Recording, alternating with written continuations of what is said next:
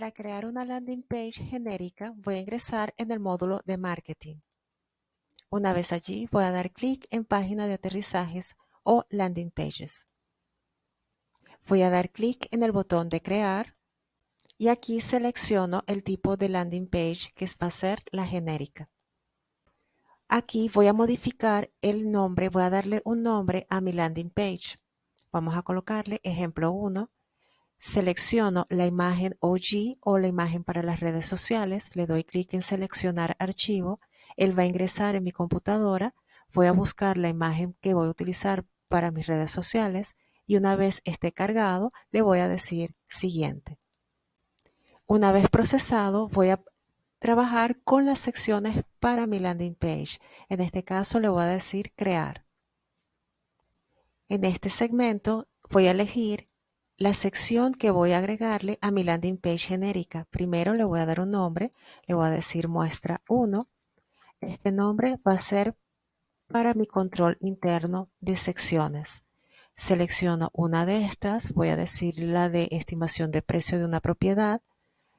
Le digo siguiente. En el área de edición puedo cambiarle el título, definir si quiero que tenga un efecto parallax o no. Puedo colocarle o no una imagen de fondo. Nuevamente selecciono archivo. Voy a buscar en mi computadora una imagen. La abro. Una vez haya cargado, va a aparecer aquí. Debo darle una descripción de la imagen para el SEO. Voy a colocarle imagen. Puedo editar los elementos de mi sección y una vez hecho esto, le digo siguiente. Cuando me dé el mensaje de buen trabajo, me va a mostrar las distintas secciones que yo haya creado para mi landing page. Quiero añadir alguna, simplemente le digo crear. Una vez definida todas las secciones para mi landing page genérica, voy a volver a la lista de páginas de aterrizaje.